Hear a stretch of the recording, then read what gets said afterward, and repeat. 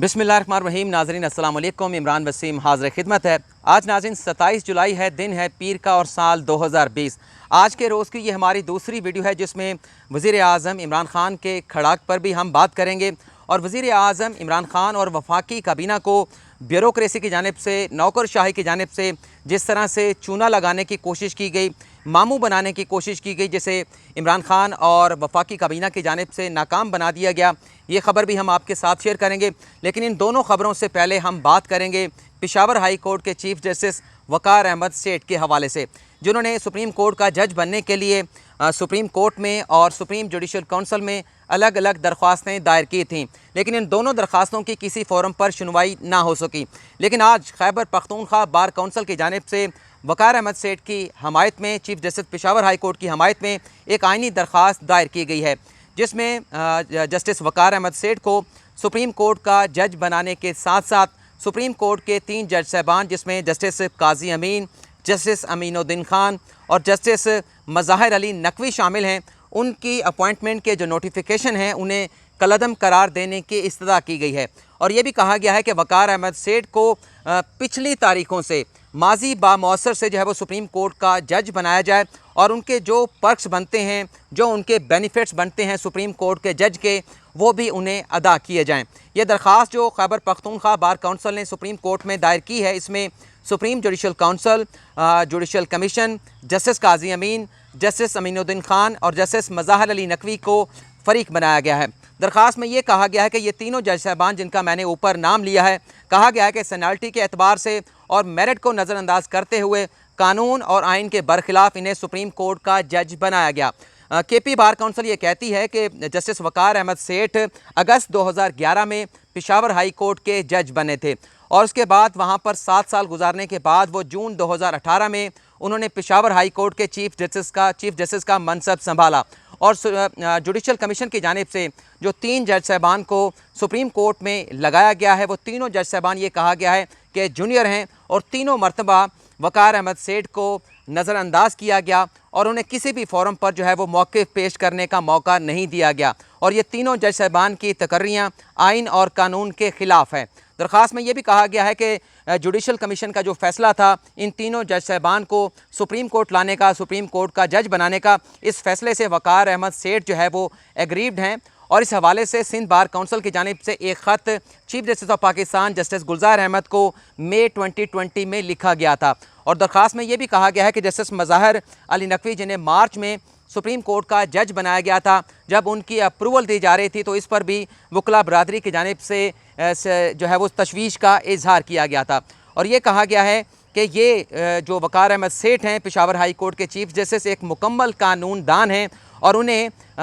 Supreme court की जानिब से एक ऐसा मुश्किल मुकदमा दिया गया, साबिक सदर परवेज़ मुशर्रफ की गद्दारी से मुतल्लिक़ वो मुकदमा था जिसमें 2 हाई कोर्ट के और जज भी शामिल थे और उस मुकदमे में परवेज़ मुशर्रफ को सज़ाए मौत सुनाई गई। और आगे चल के ये भी कहा गया है कि फ़ौजी अदालतों से 75 जिन मुल्ज़मान को सज़ाए मौत सुनाई गई थी या मुख्तलिफ़ सज़ाएँ सुनाई गई थी, उनकी जब अपीलें पेशावर हाई कोर्ट में आई थी तो वक़ार अहमद सेठ ने, chief justice Peshawar high court ने फ़ौजी अदालतों के फ़ैसलों को मुअत्तल करते हुए उन 75 मुल्ज़मान का लफ्ज़ इस्तेमाल किया गया है, टेररिस्ट का लफ्ज़ इस्तेमाल नहीं किया गया और ये कहा गया उन्हें रिहा कर दिया गया था और जो शवाहिद फ़ौजी अदालतों में पेश हुए थे उनका दोबारा से जायज़ा लेने का जो है वो हुक्म दिया गया था। और ये भी कहती है केपी बार काउंसिल के जो वक़ार अहमद सेठ हैं पेशावर हाई कोर्ट के चीफ जस्टिस एक मुस्तनद जज हैं और उनकी सलाहियतों से इनकार नहीं किया जा सकता और उनकी सलाहियतों का नेशनल और इंटरनेशनल सतह पर भी एतराफ़ किया गया है। और इस्तदा जैसे मैंने आपको पहले बता दी है कि ये तीनों जज साहबान जिनका मैंने नाम लिया कि उनके जो नोटिफिकेशन थे सुप्रीम कोर्ट के जज बनने के, वो कलअदम करार दिए जाएँ और जस्टिस वक़ार अहमद सेठ को सुप्रीम कोर्ट का माजी की तारीख़ों से जज बनाकर उन्हें तमाम बेनिफिट्स और पर्क्स जो है वो फ़राहम किए जाएँ, उन्हें दिए जाएँ। ये ख़बर थी जो हमने आपके साथ पहले शेयर करनी थी। अब जो ब्यूरोक्रेसी की जानिब से जो बड़े बड़े दिमाग हमारी ब्यूरोक्रेसी में मौजूद हैं, नौकरशाही में मौजूद हैं, जिन्होंने वज़ीर आज़म इमरान ख़ान और उसके साथ साथ वफाकी काबीना को चूना लगाने की कोशिश की, मामू बनाने की कोशिश की, हुआ दरअसल ये नाज़रीन के आखिरी जो वफाकी काबीना का इजलास हुआ, इसमें जो एक PTV लाइसेंस की फ़ीस में 35 रुपये से बढ़ाकर 100 रुपये किया गया था, ये इजाफ़े की हतमी मंजूरी के लिए समरी वफाकी काबीना के सामने पेश की गई थी। लेकिन जब ये समरी सामने आई तो इसमें यह इंकशाफ हुआ कि जो मुलाजमीन हैं PTV के जो रिटायर्ड हो चुके हैं, उन्हें जो पेंशन PTV की जानिब से अदा की जा रही है वो समरी में 14 अरब रुपए बताई गई है। और जबकि जो करेक्ट अदाद शुमार हैं उसमें जो असल जो फिगर है वो 2 अरब रुपए का है, यानी कि जो मुलाजमीन को 2 अरब रुपए सालाना पेंशन PTV की जानिब से अदा की जा रही थी वो वफाकी काबीना की समरी में बढ़ाकर 14 अरब रुपए बताई गई। लेकिन इस समरी के साथ जो वफाकी वज़ीर इत्तलात व नशरियात शिबली फराज साहब का जो नोट था वो भी साथ में नहीं लगाया गया। शिबली फराज साहब ने एतराज़ किया था, अपने नोट में ये कहा था कि PTV की फ़ीस को अगर 35 रुपये से बढ़ाकर 100 रुपये किया गया तो इसके सियासी जो है वो रिपरकशन होंगे, नताइज होंगे। और ये भी कहा गया था कि PTV जो है अपना रेवेन्यू अगर बढ़ाना चाहता है तो इस हवाले से अपना बिज़नेस प्लान लेकर आए। इस तरीके से लाइसेंस फ़ीस का इजाफा करके PTV को रेवेन्यू बढ़ाने की इजाज़त नहीं दी जा सकती। लेकिन जो समरी वफाकी काबीना के सामने पेश की गई उसमें शिबली फराज साहब का ये नोट शामिल नहीं था। जब वफाकी काबीना के सामने इस बात का इंकशाफ हुआ तो उन्होंने लाइसेंस फ़ीस बढ़ाने की जो समरी थी उसे मुस्तरद करके दोबारा से नई समरी भिजवाने का आइंदा वफाकी काबीना के इजलास में हुक्म दिया है। लेकिन नाज़रीन, यहाँ पर बात ख़त्म नहीं होती। इससे पहले अगर हम देखें कि चंद माह पहले भी इसी किस्म की अटैम्प्ट जो है वो PTV के हुकाम की जानिब से की गई थी, जिसमें कुछ ये किया गया था कि PTV की एक समरी जो है वो जो कि वज़ारत इत्तलात व नशरियात के ज़रिए वज़ीर आज़म के प्रिंसिपल सेक्रेटरी तक जानी थी। उस समरी में वज़ारत इत्तलात व नशरियात को जो है वो बाईपास करते हुए डायरेक्टली वो समरी वज़ीर आज़म इमरान खान के जो प्रिंसिपल सेक्रेटरी हैं आज़म खान को भिजवाई गई थी। और जब ये बात आज़म खान के इल्म में आई तो उन्होंने वो समरी PTV के हुकाम की जानिब से जो भेजी गई थी, उसमें मुझे याद नहीं है कि बात क्या की गई थी, वो वापस भिजवाई और ये डायरेक्शन जारी की थी कि जो तरीक़ाकार है, जो रूल्स हैं, जो कवायद हैं वफाकी हुकूमत के, उसे फॉलो करते हुए ये समरी वज़ारत इत्तलात व नशरियात के ज़रिए जो है वो भिजवाई जाए और फिर उसकी वज़ीर आज़म इमरान खान से मंजूरी ली जाएगी। तो नाज़रीन, इस किस्म के हमारे जहन जो है वो ब्यूरोक्रेसी में मौजूद हैं, नौकरशाही में मौजूद हैं, जो प्राइम मिनिस्टर तक को, वफाकी काबीना तक को जो है चूना लगाने से या मामू बनाने से बाज नहीं आते। लेकिन इस समरी पर वज़ीर आज़म इमरान खान और वफाकी काबीना ने तशवीश का इजहार भी किया और भरमी का इजहार भी किया कि किस तरह से गलत अदाद शुमार जो है वो मुल्क के वज़ीर आज़म और वफाकी काबीना के सामने पेश किए गए हैं। अब हम वज़ीर आज़म इमरान खान के खड़ाक के हवाले से कुछ बात कर लेते हैं। बड़ी अहम खबर है नाज़रीन, जिसकी डिटेल मैं आपके साथ शेयर करूंगा। ये खबर ये है, बल्कि इस खबर को इस तरह से हम कर लेते हैं कि वज़ीर आज़म इमरान खान ने अपना एक और वादा जो है वो पूरा कर दिया है। शुगर कमीशन की रिपोर्ट की बुनियाद पर आज हुकूमत ने ख़त लिख दिए हैं FBR को, NAB को, SCCP को, FIA को, गवर्नर स्टेट बैंक को, मुसाबकती कमीशन को और सूबों को भी ख़त लिखे गए हैं, जिसमें शुगर कमीशन की रिपोर्ट की सिफारशात की रोशनी में तहकीकात करने का हुक्म दे दिया गया है और 90 रोज़ का वक्त दिया गया है कि ये जो डायरेक्शन, जो सिफारशात शुगर कमीशन की रिपोर्ट में पेश की गई थी,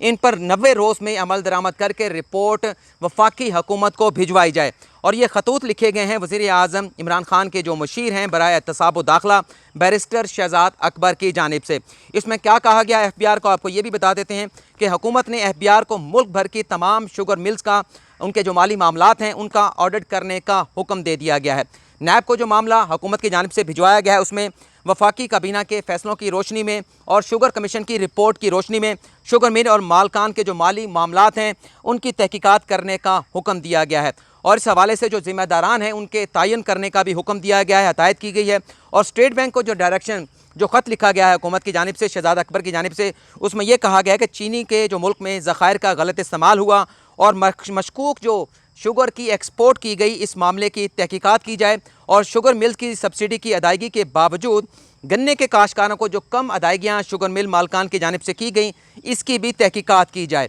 और हुकूमत ने स्टेट बैंक को इस हवाले से मुफस्सल रिपोर्ट जो है वो 90 रोज़ में जमा कराने का हुक्म दिया है, जबकि FIA और SCCP को कारपोरेट फ्रॉड का, मतलब अगर कोई शुगर मिल कारपोरेट फ्रॉड में मुलविस हैं तो उसकी तहकीकात करने की हदायत जारी कर दी गई है। जबकि मुसाबकती कमीशन जो है, जो इस सारे मामलात को देखता है मुल्क में कार्टेल के हवाले से, माफिया के हवाले से, उसे जो ख़त लिखा गया उसमें यह बताया गया कि मुसाबकती कमीशन को शुगर कार्टेल की जानिब से ज़ख़ीरा अंदोज़ी और यूटिलिटी स्टोर पर चीनी की अदम फराहमी की तहकीकात का हुक्म दिया गया है। कह दिया गया है कि ये जो मुल्क में चीनी की किल्लत पैदा हुई, इस हवाले से मुसाबकती कमीशन अपनी तहकीकात करके रिपोर्ट जो है वो पेश करे। लेकिन सूबों को जो खतूत लिखे गए हैं हुकूमत की जानिब से, उसमें पंजाब, खैबर पख्तूनख्वा और सिंध के चीफ सेक्रेटरीज़ को ख़त लिखे गए, जिसमें सूबाई हुकूमतों को शुगर कमीशन की रिपोर्ट के पेश नज़र मुख्तलिफ शुगर मिल्स के ख़िलाफ़ तहकीकात का कह दिया गया है और गन्ने के काश्तकारों से कम कीमत पर जो गन्ने ख़रीदने वाली जो शुगर मिल्स हैं उनके खिलाफ कानूनी चाराजोई का कहा गया है। और वफाकी हुकूमत ने यह भी कहा है कि मुख्तलिफ शुगर मिल्स का जो मामला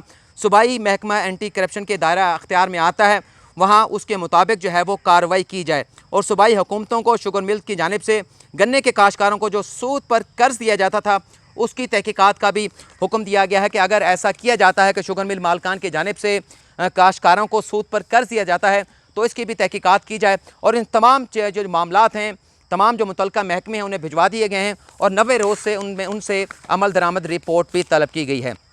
ये नाज़रीन हमारी आज की खबरें थी, लेकिन उसके साथ साथ नाज़रीन जो हमने चंद दिन पहले पबजी के हवाले से एक खबर हमने आपको दी थी, उसमें हमने आपको बताया था कि पबजी पर आइंदा आने वाले 7 रोज़ में दोबारा से पाबंदी लगने का इम्कान है। तो आज PTA ने तमाम जो शिकायत कुनंदगान थे उनकी दरख्वास्तों को सुनने के बाद पबजी पर दोबारा से पाबंदी लगा दी गई है। और नाज़रीन हमारी कोशिश होती है कि प्योरली आपको ख़बरें दें, और जैसा कि कल हमने आपको एक ख़बर दी थी सजाद मुस्तफ़ा बाजवा के हवाले से, कुछ दोस्तों ने ये एतराज़ उठाया कि ये पुरानी ख़बर है, सजाद मुस्तफ़ा बाजवा को बहुत पहले से मुअत्तल किया जा चुका है। तो कल हम मुअत्तली की खबर नहीं दे रहे थे, एक फ़्रेश खबर हमने आपको दी थी कि जो इंक्वायरी उनके खिलाफ़ बिठाई गई थी सजाद मुस्तफ़ा बाजवा के ख़िलाफ़, उसने उन्हें बरतरफ करने की सिफारिश कर दी है, जो एक नई डेवलपमेंट थी जो मैंने आपके साथ एक रोज़ पहले शेयर की। और अगर आप आज के रोज़नामा जो अखबारात हैं पाकिस्तान के वो निकाल के देखेंगे तो वो ख़बर आज के अखबारों में शाया हुई है, जबकि वो ख़बर हमने आपके साथ पहले शेयर की थी। और आज जो हमने जस्टिस काजी फैसल की अहलिया के हवाले से ख़बर आपके साथ शेयर की और आपको बताया है कि उनकी मनी ट्रेल मुस्तरद कर दी गई है और उन्हें शोकास नोटिस जारी किया गया है। लेकिन ये ज़राए से ख़बर आई है और उसमें यह भी पता चला है कि 14 रोज़ का वक्त दिया गया है शोकास नोटिस जारी करते हुए अहलिया जस्टिस काजी फैसल को कि आप 14 रोज़ में लंदन प्रॉपर्टीज़ के हवाले से अपना जवाब जो है वो दाखिल कराएंगी। तो आज नाज़रीन हब्स बहुत ज़्यादा है तो मुझे पसीना भी ज़्यादा आ रहा है, लेकिन मेरी कोशिश थी कि जल्दी से आज की वीडियो में मुकम्मल कर लूँ। अगर किसी जगह पे गलती कोताही है, क्योंकि बहुत सारे लोग गलतियों की निशानदेही करते हैं, तो उनसे मैं एडवांस में माज़रत करता हूँ। फ़िलहाल आपसे इजाज़त चाहता हूँ। अल्लाह हाफ़िज़।